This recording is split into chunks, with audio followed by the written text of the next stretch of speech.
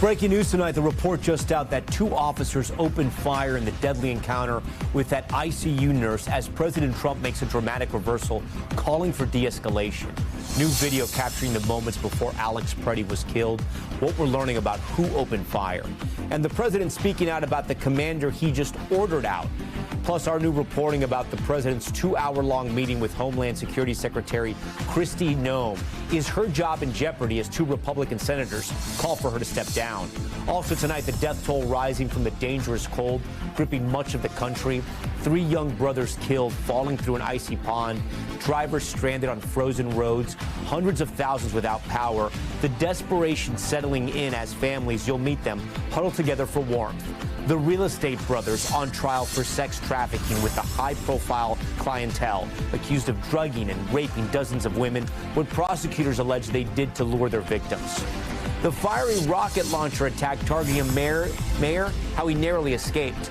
Scammers appearing to pose as reps from the popular shapewear brand Skims, how they're accused of tricking young women into sending intimate photos. And cashing in on gold, the value of the precious mineral soaring to record highs. We'll explain what's behind the surge. Plus, the alarming rise in measles cases in the South, what we're learning about the worst outbreak since the disease was eradicated. Top story starts right now.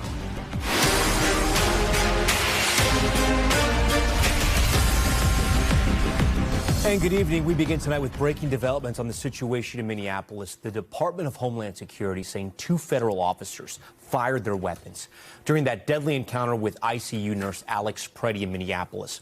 That according to a notice sent to Congress and obtained by NBC News. The new details coming amid a rare reversal from President Trump, who tonight is calling for an honest investigation into the shooting as he shakes up the change of command on the ground. Here's what we know at this hour. Greg Bovino is out. He's been stripped of his commander title and sent back to the border in El Centro to resume his role as sector chief there in California. The president sending in border czar Tom Llamas to manage ICE operations on the ground in Minnesota in his place. He'll be joined by Customs and Border Patrol Commissioner Rodney Scott. The future of DHS Secretary Kristi Noem, perhaps less clear, as even some Republican lawmakers call for her to resign, including Senators Tom Tillis and Lisa Murkowski tonight, and Democratic leadership threatening impeachment. But the president defending her once again tonight, saying she's doing a, quote, very good job. Still, the anger in Minneapolis has not subsided, protest erupting overnight outside this hotel where protesters believe Bovino was staying. And new video raising some questions. For the first time, we're seeing the moments leading up to the killing of Pretti. What he's heard saying to federal officers who try to push him out of the street. Our team of reporters covering it all tonight. Camila Bernal on the ground in Minneapolis with reactions from residents. But we begin tonight at the White House, where Gabe Gutierrez has the latest from Trump's immigration overhaul. Tonight, in a notice to Congress obtained by NBC News, the Department of Homeland Security says 2 officers fired their weapons 5 seconds after an agent had yelled that Alex Pretti had a gun. It all comes as President Trump tries to turn down the temperature in Minneapolis, promising what he's calling a big investigation into Pretti's shooting death. I'm going to be watching over it. I want a very honorable and honest investigation. I have to see it myself. And detailing why he made that dramatic shakeup following pressure over Pretti's death. I do that all the time. I shake up teams. Border czar Tom Llamas, who served 5 presidents, including Democrats, taking over immigration enforcement in Minnesota, where he's tasked with working with Democratic Governor Tim Walz and Mayor Jacob Frey, who we met with today. We have Tom Llamas there now. We put him in there. He's great. And they met with the governor, the mayor, everybody else, and we're going to de-escalate a little bit. While Border Patrol Commander Greg Bovino, known for his aggressive immigration enforcement tactics, has been sent back to his previous job in California, according to 2 administration officials. Bovino is very good, but he's a pretty out there kind of a guy, and in some cases that's good. Maybe it wasn't good here.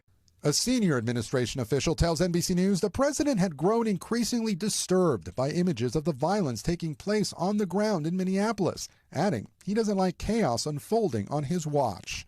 3 administration officials also confirmed the president met with Homeland Security Secretary Kristi Noem and her top aide Corey Lewandowski last night at the White House. Kristi Noem going to step down? No, I think she's doing a very good job. The border is totally secure. But today, the president contradicted initial statements by his deputy chief of staff, Stephen Miller, who called Pretti an assassin. Do you think he was acting as an assassin in Minneapolis? Who is that? Mr. Pretti, your Deputy Chief of Staff. The president also pressed on whether he agreed with Noam's initial statements, criticized by several Republican lawmakers, that Pretti was a domestic terrorist. I haven't heard that, but certainly he shouldn't have been carrying a gun. Very, very unfortunate incident. I don't like that he had a gun. I don't like that he had 2 fully loaded magazines. That's a lot of bad stuff. DHS says Pretti came to protest federal agents armed with a 9mm semi-automatic handgun and 2 extra clips of ammunition. Videos show he never brandished it at officers. Gun rights groups, including the NRA, have strongly pushed back on the idea that legal gun owners cannot carry a firearm at a protest. Gabe Gutierrez joins us from the White House. So, Gabe, back to those comments from Stephen Miller about Pretti being an assassin. Tonight, Miller is speaking out again and changing his tune a little bit. Yes, Tom. Miller says the initial statements from DHS were based on reports from Customs and Border Protection agents on the ground. He says extra personnel sent to Minneapolis should have been used to create a physical barrier between agents and protesters, and that it's not clear why that protocol was not followed. He says the White House is investigating. Now, we have reached out to DHS for its response and have not yet heard back. Okay, Gabe, thank you. Now to that new video showing the moments before the deadly shooting in Minneapolis, where we hear Pretti's interactions with federal officers. Here's Camila Bernal with that footage.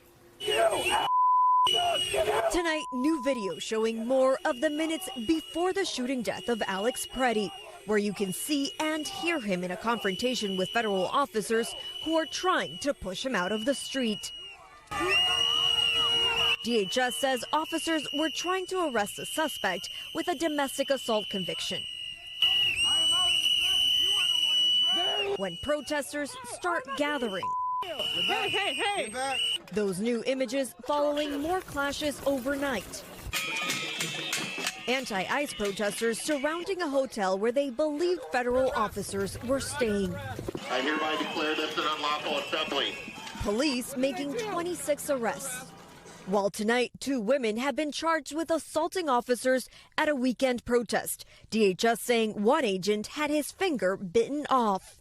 All as there are new reactions here to the news border czar Tom Llamas will replace Border Patrol Commander Gregory Vivino in Minneapolis. Continuing to do what was done previously with immigration enforcement is necessary, but I don't think that this level of it is reasonable. And at the growing memorial at the shooting site, emotions remain high. Incredibly angry. Incredibly angry. I won't be able to breathe until they are all gone. That's how I feel. Camila joins us tonight from Minneapolis. And Camila, we're learning about a shooting involving Border Patrol in Arizona.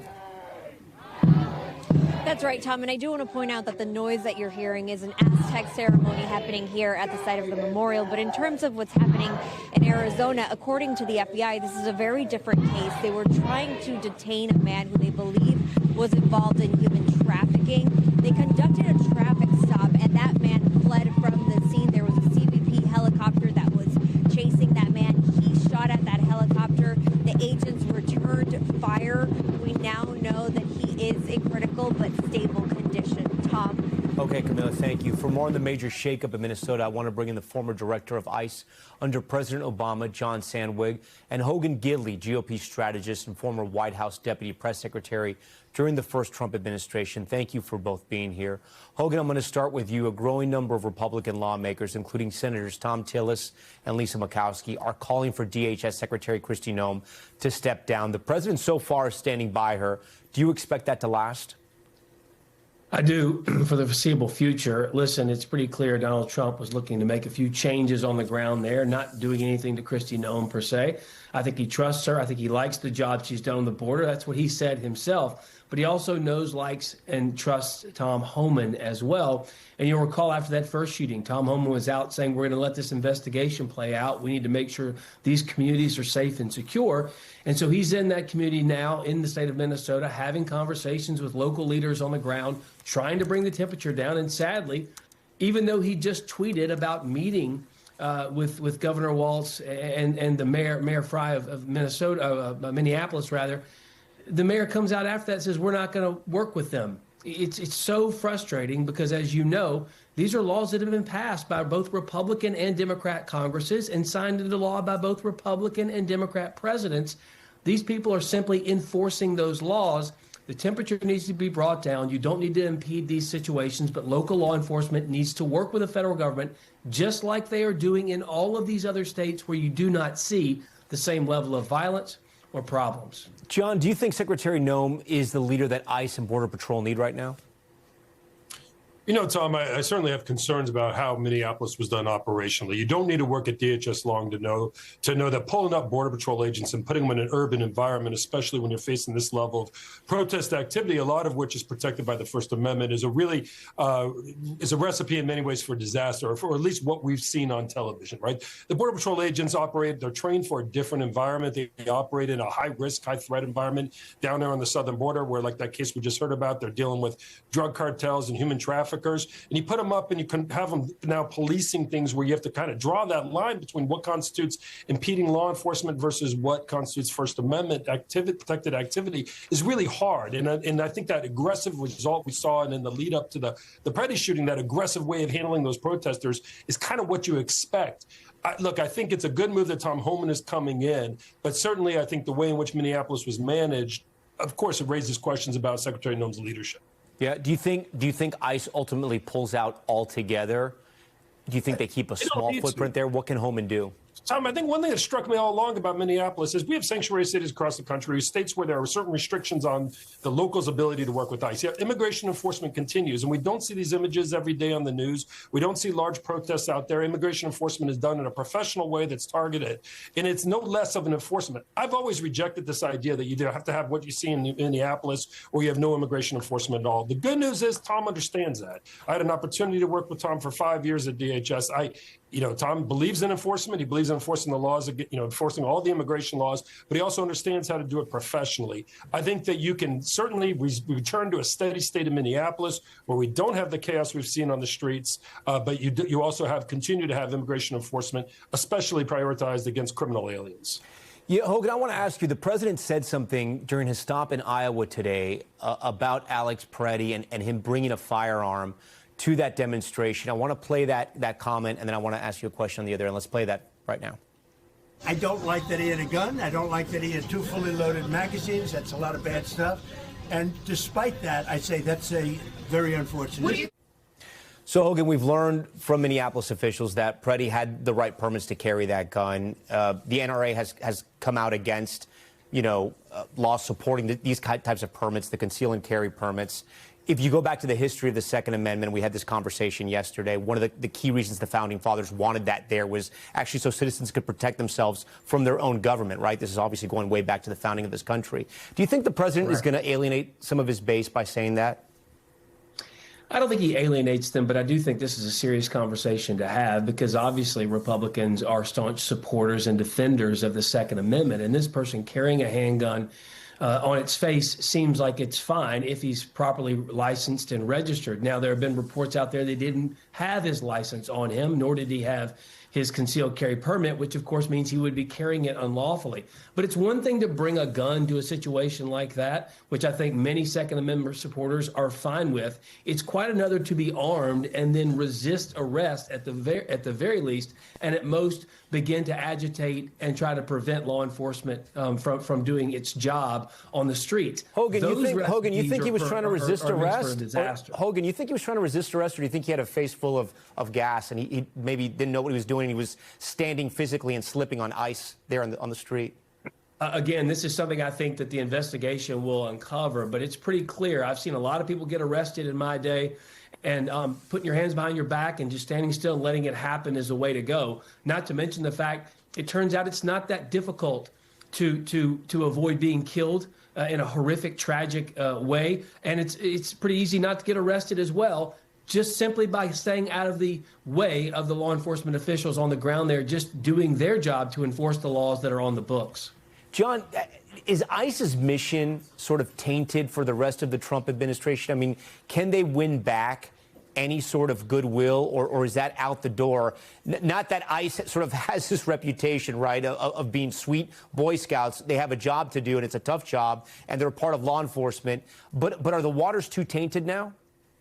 No, I don't know, Tom. I agree with what you said. ICE has done a lot of good for this country. ICE has an important public safety mission, both in terms of immigration enforcement, but also in terms of its criminal investigative mission, a piece of ICE that I don't think a lot of people understand. But their job has gotten a lot harder now. There is a growing trust deficit.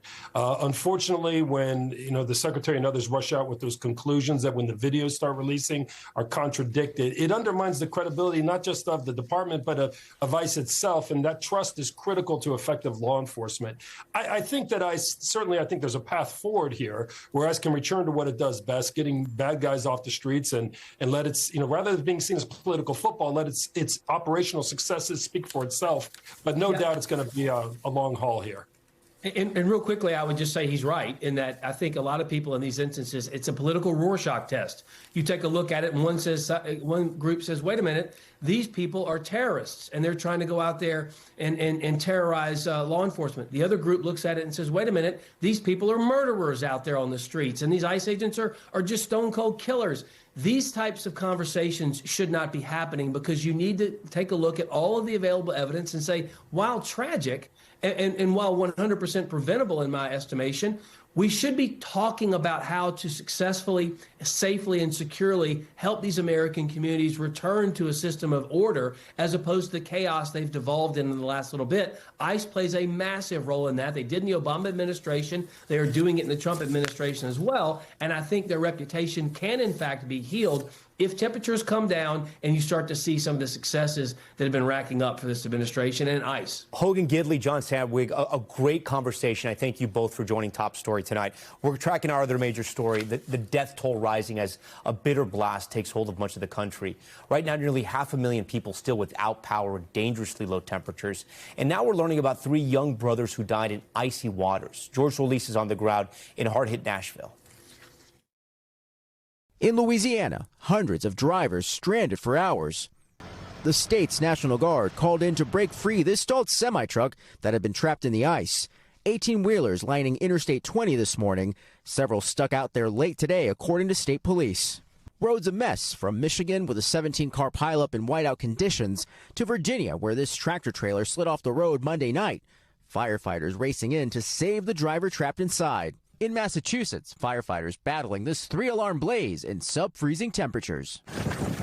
And tonight, there's no let-up in sight from the Arctic air gripping the eastern half of the country, as 72 million are at risk from dangerously low temperatures. Body heat does wonders, and we just get some blankets and get together. For the Martin family in Nashville, it's been 3 days with no power and no heat, huddling together under blankets for safety. I didn't really heed the warnings and stuff, but I can tell you this, in the future, I will heed the warnings. The brutal winter storm and deep freeze that followed, now likely responsible for more than 40 deaths nationwide, including 3 children who fell through an icy pond in North Texas. In New York, the mayor urging people to watch out for their neighbors. At least 10 New Yorkers have tragically lost their lives after being found outdoors. The brutal cold being felt on the city's streets and in its rivers. Today, covered with such large blocks of ice, ferry service had to be suspended. Got you, Bubba. In Missouri, firefighters braving single-digit temperatures to save this dog that fell through ice. And in Texas, dramatic new video showing the manager of a convenience store rushing a woman who spent the night outdoors to safety inside. Paramedics later taking her to the hospital. How are you doing? Back in Nashville, Tennessee, state troopers going door to door today performing welfare checks as some here are trying to fend off the weather without any shelter at all. And I pray a lot. And I tell God, I'm your child. You got to take care of me out here. George Solis joins us from Nashville, Tennessee. And George, we're also hearing reports of kids showing up at the hospitals there because of carbon monoxide poisoning. Yeah, that's right, Tom. More than 40 since Sunday. Some of them needing oxygen, which is why officials warn people about those space heaters and, of course, never using your gas as a source of trying to stay warm. But getting to a hospital is certainly no easy feat when you have roadways and sidewalks that look like this. Some of them also littered with tree debris that is still very much frozen, which, of course, makes it a real big challenge for anyone trying to get anywhere. And with all of this deep freeze still continuing, it's going to be a problem that persists through the week. Tom? Yeah, Nashville is iced around. Okay, we thank you, George. I want to bring in meteorologist Bill Cairns. Bill, walk us through the freezing cold and how long it's going to last in places like Nashville, where George is.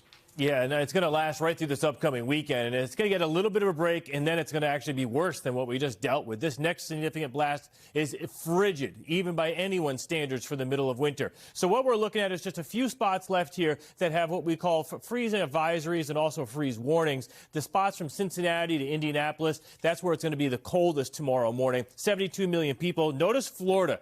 Florida really didn't get into the mix of the cold air this last time. That cold air is now coming down. This next batch is up here in Canada. That's sinking to the south. That'll make it to the areas of the southeast Friday, then Saturday, and then Sunday. All of the blue dots on this map show you potential record lows. And look at these morning low temperatures in Miami.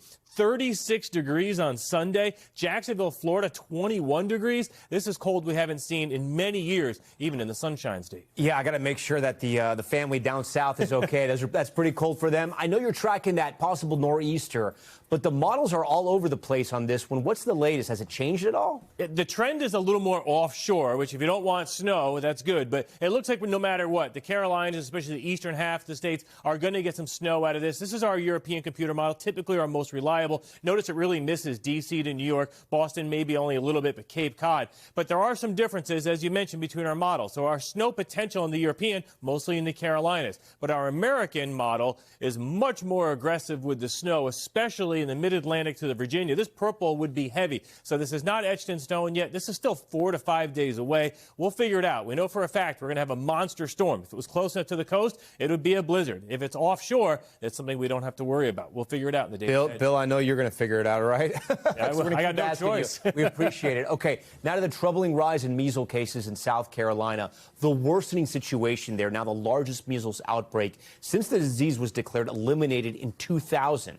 Ann Thompson's joining us live here in Top Story. She's been watching this closely. So, Ann, just how many are sick across that state and across the country? We've got 89 new cases in South Carolina for a total of 789 since the outbreak began last October. And it's surpassing this outbreak in Texas, which was the worst since measles had been eliminated. But now South Carolina has gone way past that. And the scary thing is, Tom, the cases in South Carolina can be traced to cases in Washington State, in California, in North Carolina. So it's traveling. What more do we know about the specific communities that are being affected in South Carolina? So we know that, for example, there is one school where there's a new outbreak. Its vaccination rate is 61%. 61%. Right. You need 95% for herd immunity. Really low. Overall in Spartanburg County, 90% vaccination rate, still too low for herd immunity. So there is a real vaccine hesitancy in that part of the state. What are, just remind our viewers here, what are the symptoms people should look out for measles? So first of all, a runny nose, cough, high fever, and of course that very distinctive rash. But the thing about measles is that it's not just when you get sick with it, it's what it can do to you in the waning months. You can become deaf, you can get pneumonia, your immune system can be compromised. So it's not just a disease, a childhood disease that's just part of growing up. It really has very serious complications. All right, scary stuff. All right, and we thank you for that. Appreciate it. We are back in a moment with the shocking details from that au pair affair murder trial, the dramatic new body cam video of the alleged killer, and the moment a doctor told him his wife was dead, what he did. Plus the scary scene on the slopes, a massive avalanche sweeping away a skier, leaving them buried, how they made it out alive. We are back now with new body cam footage in the trial of the man accused of killing his wife amid an alleged affair with the family's au pair. The video shows the moment he breaks down as he's told his wife is dead. Stephanie Gosk has the new details for us. Newly released body cam video of accused killer Brendan Banfield outside his home moments after the alleged murders of his wife Christine and another man. The video shows Banfield being taken to the hospital emergency room, where he learned Christine was dead. You have one of the doctors here. Your wife has died. Banfield weeps hearing the news back in February 2023. He is now standing trial in Virginia. Prosecutors accuse him and the family's nanny, who he was having an alleged affair with, of plotting Christine's murder. In the video being used as evidence, Banfield asks police about his daughter, who was in the house when her mother was stabbed to death. She's safe. Yes, ma'am. She's looking for her. Prosecutors say it was Banfield who stabbed his wife and shot another man, Joseph Ryan, who had been lured to the house by a fake profile on a sex fetish website. So you were there, and it sounds like there was a lot of blood loss? Yes. Moments later, Banfield washes his hands. The nanny pleaded guilty to manslaughter and testified that the scheme was Banfield's idea, but he denies the charges. In the hospital that day, a chaplain was brought into the room. A year and a half after this prayer, Banfield was charged with murder. Stephanie Goss joins us now. Stephanie, the big question, Banfield is expected to take the stand in this case? Yeah, and that sounds unusual, right, for a defendant in a murder trial to take the stand in his or her own defense, but that's exactly what he's doing. And one of the reasons people say is that because the nanny took the stand and effectively said it was his idea to, in her words, quote, get rid of his wife. The only person who can refute that testimony is going to be Banfield himself, and that is likely why he's going to take the stand, even when there's risk involved. I have a question for you that's been perplexing me, and I hate to put you on the spot here, but in all the stories that we've been doing, and you've done a lot of them on the au pair, on this au pair murder case, there's pictures of the au pair and the husband together, almost seeming like they're a couple. Like in these photos, those photos are sort of, they were in someone's bedroom, they were out in the public, like on display, and they're kind of strange. Yeah, well, listen, for the prosecution, the center of their case is this relationship between the au pair and Banfield and the nature of it and how it had progressed, obviously getting to the point of personal pictures and the rest of it, even though he is still married, living in that house with his 4-year-old daughter. This is wild. Okay, Stephanie Goss, we thank you for that. Still to come, the urgent warning tonight about a new online scam, how young content creators say they're getting tricked into sharing revealing photos. Plus, the price of gold soaring to an all-time high, what's driving the surge, and what you need to know before you start buying all that gold at Costco.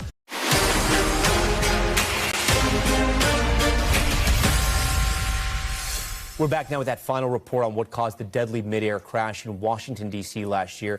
The NTSB releasing new video and chilling animation showing exactly what went wrong. NBC's Tom Costello was at today's hearing. Tonight, newly released NTSB video capturing the midair crash at Reagan National Airport 1 year ago this Thursday. An Army helicopter crashing into an American Airlines regional jet. All 67 people died. With family members in the room, NTSB investigators today identified a long list of contributing factors for the crash. There is no singular person to blame for this. These were systemic issues across multiple organizations. New NTSB animation shows what air traffic controllers saw that night. The view from the plane's cockpit as the chopper suddenly appears at the last second, and the chopper view as it crashed into the passenger plane. Investigators determined the chopper was flying 100 feet too high, relying on altimeters that the Army knew were inaccurate. The chopper also flying with its ADSB precise location transmitter turned off. And despite 15,000 helicopter and plane incidents since 2021 at DCA, the FAA had ignored controller warnings that planes and choppers were sometimes just 75 feet apart. We should be angry, because for years no one listened. This was preventable. The FAA has since restricted chopper flights around Reagan and says it's evaluating other potential hotspots nationwide. Kristen Miller-Zahn lost her brother Dustin in the crash. I hope to see that nobody else has to go through what all our families have gone through, because it's an unbearable tragedy every single day. One other aviation note at this hour, UPS says it has now fully retired the MD-11 cargo plane. Now, that was the plane involved in that crash in Louisville, Kentucky that killed 22 people. That specific plane was more than 34 years old. FedEx also flies the MD-11. It says it's working with Boeing and the FAA to safely return the MD-11 to service for FedEx. Tom? Okay, Tom, we thank you for that update on that UPS crash. Now to Top Stories news feed and a first-of-its-kind lawsuit against the Trump administration over its strikes on alleged drug smuggling boats. The lawsuit filed today by family members of 2 men from Trinidad who were killed in a U.S. strike in October. They're suing the U.S. government, accusing it of wrongful death and extrajudicial killings. A White House spokesperson says President Trump had the legal authority to carry out that strike. A scary moment caught on camera as a skier in Canada triggers an avalanche. Look at this. You can see the skier on a backcountry run in Banff National Park last week. Look closely when they suddenly get caught in that avalanche. Likely started it. Safety crews who obtained the video say the person was carried to the bottom of the slope and buried to the waist. Otherwise, they were fine. UPS announcing it plans to cut as many as 30,000 jobs as it moves to shift away from low-profit deliveries for Amazon. UPS says it will reduce its workforce by slashing positions through retirement, voluntary separation deals.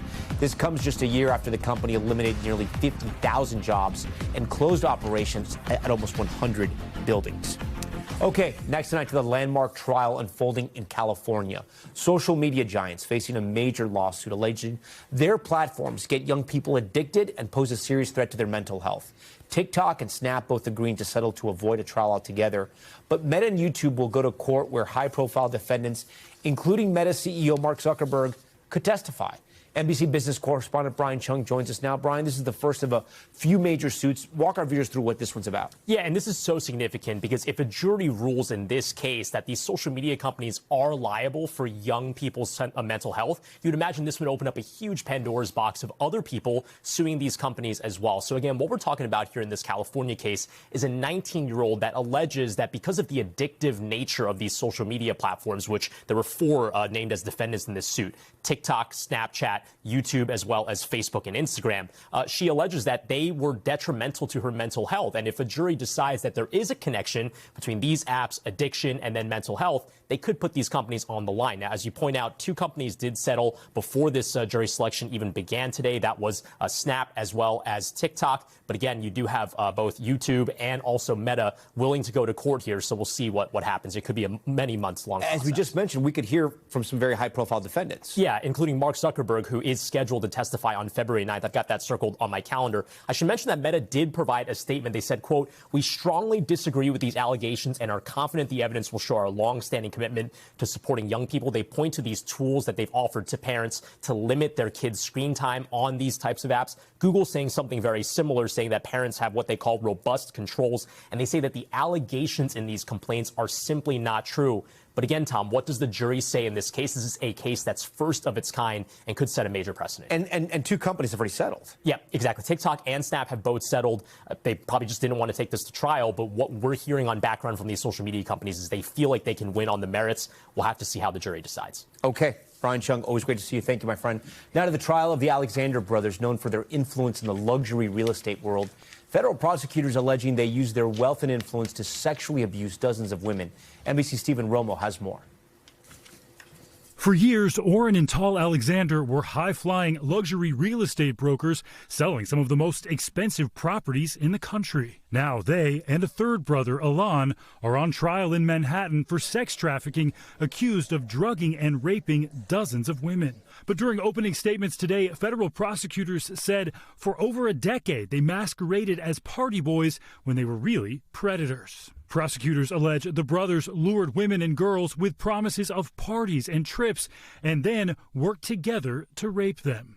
As alleged, the defendants used their wealth and positions to create and facilitate opportunities to sexually assault women. Their lawyers argue all sex was consensual. The government is trying to turn their life of partying into one of the more serious crimes we have, sex trafficking. Orrin Alexander's lawyers said today that is dating. That is hooking up. Today, the jury heard from a woman testifying using a pseudonym who said she met Alon Alexander at Zac Efron's apartment. She says after they left the apartment, Alexander drugged and raped her. "I was saying no multiple times, and he wasn't listening," she said. "There was no regard for me." At least 8 accusers are expected to testify. Prosecutors need to prove not only that these sexual encounters were non-consensual, but that this was a sex trafficking operation, that the Alexander brothers conspired to engage in this conduct through force, fraud, and coercion. Stephen Romo joins us tonight. Stephen, what more do we know about the evidence expected to be presented in this case and how long this trial could last? Yeah, Tom, we know that the trial is expected to last at least a month. And in regards to the evidence, we got a bit of foreshadowing in opening statements today. Electronic evidence, photos, videos, and texts, which the prosecutors will say shows sex trafficking. But of course, the defense team will no doubt say it shows that these encounters were consensual. Much more to come, Tom. Stephen Romo, we thank you. Now to money talks. And tonight, all that glitters may, in fact, be gold. The precious metal hitting a record high, up 83% in the last year, far outpacing stock indices like the S&P 500. Here with more is NBC business and economy reporter Ali Canal. Ali, so great to see you. So investors are hot into gold. Explain why we've never seen prices like this in gold. Yeah, it's crazy, Tom. Prices are well above $5,000 an ounce. This is a record high, the first time that we've seen this in history. Now, investors, they typically flock to gold when there's a lot of uncertainty in markets and the economy. Clearly, that's something that we're dealing with right now. But gold, you can really think of it as a financial comfort food of sorts. Typically, investors flock to this when they're feeling stressed, not wanting to take a lot of risk out there. But it is something that we're tracking really closely because we've seen this record run up. And if you compare it to the S&P 500, even in 2026, gold is up nearly 20% compared to S&P's. Yeah, let's dig in a little deeper, right? Because the S&P is up 13-16%, you know, since last year. Why is gold so high? I mean, what's driving this? Well, there's a few things here. And first, just to give some perspective here for the audience, you see 2023, gold was trading at just under $2,000 an ounce. You take a look now, it's more than double, which is crazy. But if you zoom out at what's really caused the spikes in gold that we've seen throughout history, it's usually some sort of major geopolitical event. So you had the oil crisis in the 1970s, the 2008 financial crisis, the COVID-19 pandemic.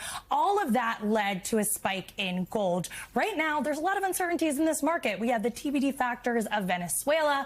Are we going to acquire Greenland? Obviously, a lot of trade tension between the U.S. and a lot of other countries around the globe. And of course, the independence of the Federal Reserve. Is the Fed truly independent? That all makes investors in gold flock to this safe. So you should have had a little head of President Trump right here. So he's the other reason why gold is sky high. If you want to get into gold now, it's so expensive, right? You want to go out and buy a bar. That's a lot of money, $5,000. Can you go to a pawn shop? Can you start melting down those old rings? I mean, what should you do? Well, there's probably 3 easy ways for everyday investors to get involved. You mentioned those gold bars. You can go to Costco. Costco has talked about this a lot, that the rise in gold prices have actually fueled their online sales. But the thing with physical gold and the trade-off maybe is that you need to store the gold. You need to take out insurance on gold. You need to find a way to liquidate it. And that's why some investors prefer going to ETFs for gold. GLD is the ticker there.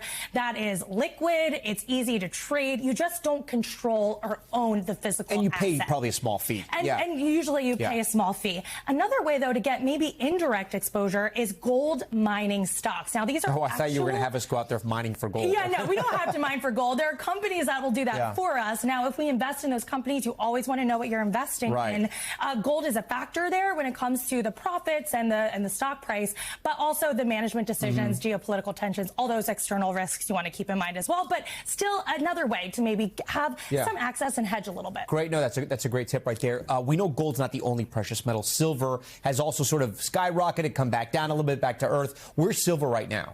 I mean, silver has just been on quite the run. A lot of experts have actually been calling it a meme stock in certain ways. You see the little dip right here. This is what I was talking about, but then it's shot back up. It's shot back up, you know, also trading near those record highs. Now, silver and gold, they tend to go in step with one another, so I'm not totally surprised to see silver rise while gold is as well. However, silver is a little bit more volatile, a little bit more risky than gold, so you want to be aware of that. But I will say that it is becoming more mainstream. You can go to Walmart, Costco, you can buy physical silver online. However, you want to make sure that you're looking at the premiums there. You might be paying a little bit more than what the market is pricing in, but still something to keep an eye on as commodities just continue to so when you go to Costco, do you just just get your cart and you put the bars, the gold bars, silver bars in? Is that what you do, or no? Well, online, you can do it. I mean, e-commerce Probably sales. safer. Costco said double their e-commerce sales thanks to these gold bars. Okay, Ali Canal, thanks so much for being here. Also, welcome. I think this is the first time we've done this since you officially came to NBC, so we're so excited to have you here. I am so excited to be here. Thank All right, you. it's the gold standard in news. You know that, right? That was right there for the taking. All right.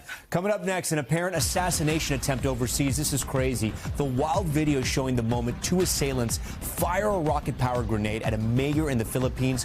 What we know about the attack. Plus, a dire situation in Italy. Homes teetering on the edge of a cliff after devastating landslides. The urgent evacuation orders now in place. We're back tonight with a warning about a new scam targeting young women on social media. Several content creators thought they were getting an opportunity to work with the brand Skims, but instead were asked to share revealing images with someone impersonating the brand. It's just one example of a troubling new trend. NBC's Emily Aketa has that story. The shapewear brand Skims burst onto the scene in 2019. I've always found bras to be so uncomfortable and constricting. Under the helm of media mogul Kim Kardashian. Whoever said loungewear was only for the house hasn't tried Skims. Quickly growing into a multi-billion-dollar business. Let's talk about Skims because their stuff is so good. But its success on social media, now the target of scammers. I am disgusted. Some content creators say the brand, famous for its bodysuits, bikinis, and underwear, is being impersonated in a disturbing attempt to obtain revealing images of young women. I am posting this mortifying story as a cautionary tale. Julia Santucci, who says she's partnered with Skims before, received an email she thought was real, asking for standard digitals and swimwear and a 30-second video for consideration for a Skims collaboration. What they were asking for, the email it was coming from, the grammar, everything seemed like a typical brand partnership email. So she complied. It was the follow-up email that set off alarm bells, asking her to reshoot the front angles with slightly less coverage. How did that make you feel? It was in that moment I knew I messed up and maybe let my ambitions and my eagerness, take over reason. So I felt very violated, to say the least. And what are they doing with those images? God forbid a minor fell for this. NBC News talked to multiple women who sent photos to an email at skimswimwear.com thinking it was the real company, including a 17-year-old. Reality TV star Sophie Bellardi posted saying it happened to her too. It was dumb. This also happened to my castmate on Survivor, Sophie Segretti, who has an MBA from Columbia. I have one from Duke. We're very smart girls, so I'm saying this so that people don't also get scammed. Skims says it recently became aware of disturbing reports involving individuals impersonating Skims, telling NBC News it did not send the messages and is not involved whatsoever in these abhorrent activities, adding that it takes these incidents extremely seriously. NBC News reached out to the email address behind the messages and did not hear back. Impersonation scams pretending to be a business, government agency, or celebrity are nothing new. But as the social media influencer market balloons, the Better Business Bureau has warned of aspiring social media influencers falling for phony sponsorships. These scammers will pretend to be like skincare brands. The most impersonated companies on social media range from Dick's and Wayfair to Macy's and Amazon. I always call it being politely paranoid. Rather than assuming it's real and trying to prove it's fake, assume it's a scam and try to prove it's legit. That's unfortunately the age that we live in right now because AI has made it easy for us to automate all of the scams that we see. As for Julia, she says she's glad to share her story as a warning. If I just helped one girl, then that was my goal. Emily joins us now in studio. Emily, as these scams become more sophisticated, what should people look out for? Well, don't be afraid to ask questions, push for answers. That alone might spook some scammers from following up. Also, be very cautious of any job or opportunity that asks for money and do a search. Victims, like as we saw with Julia, will often talk about scams online, so it could bring some information to light. You want to report if you come across a scam to the FBI. Also, as for Skims part, they have an email address, brandreporting@skims.com, that you can contact. They say any official outreach from them will come from @skims.com. And part of the problem here is that young people are dying to become influencers. Yes. So any type of opportunity like that, they think, oh, this could be my big break. Yep. They're going to jump on. They got to be careful. Emily, we thank you for being here. We thank you for bringing us that story. We're going to head overseas now to Top Stories Global Watch and a check of what is happening around the world. Homes in Sicily left teetering on a cliff after storms triggered a major landslide. Drone footage showing buildings and a car dangling on the edge. Italian officials say more than 1,500 people have been evacuated from the town, which sits on a plateau that is gradually collapsing. People around the world gathering to commemorate International Holocaust Remembrance Day. Today marks 81 years since the liberation of Auschwitz. Survivors of the concentration camp in Poland laying flowers and wreaths at a wall where German forces killed thousands of prisoners. World leaders also held memorial events in Germany, Ukraine, and the UK. And disturbing video from the Philippines appearing to capture the moment a mayor was ambushed and attacked with a rocket launcher. You can see a suspect jumping out of a van with the weapon before firing at the vehicle carrying the mayor. Government officials say he was not hurt, but 2 members of his security team were injured. Investigators now working to track down those suspects. It is a special day here at NBC News. We're marking 30 years since Al Roker officially joined the Today team. A look back at some of his most iconic moments next. Finally tonight, it's a big milestone for a beloved colleague here at NBC News, Al Roker, marking 30 years with the Today Show. Here's what's happening in his neck of the woods. Going on around the country, here's what's happening in your neck of the woods. Happy 70th birthday! He's a national treasure. Hi, how are you? Hey there, all right. Al Roker, celebrating 30 years on air at Today. My people! 3 decades of Plaza reports. Hey, we're on TV! Critical morning forecasts. We're talking record highs today into tomorrow. And when big weather hits, he's right there. Wow, let's back off. Hurricane Sandy has won. Reporting you see so many nights here on Nightly. And you're now tracking another storm just behind it? Absolutely. It's an insult to injury, Tom. We've got bitterly cold air for 71 million people. Al taking over for the late Willard Scott back in 1996. Our original weather stud. Slightly used. Since then, he sat down with some of the most powerful people in the world. You know, there are times where I miss the work. Last year, I got to show the legend around my neck of the woods. Muchísimas gracias. You gotta go. Oh. You gotta say, que rico. Que rico. Que rico. Que rico. I mean, that's delicious. A constant for 30 years in so many lives. Aloha! Always stylish and quick with a quip. Boy, you can tell we don't rehearse, right? And ready for whatever comes his way. From the people I work with to the people I live with, I've got an embarrassment of riches. Al Roker, a true icon in our business and a great guy. That does it for us tonight. Thanks so much for watching Top Story. I'm Tom Llamas in New York. Stay right there. More news on the way.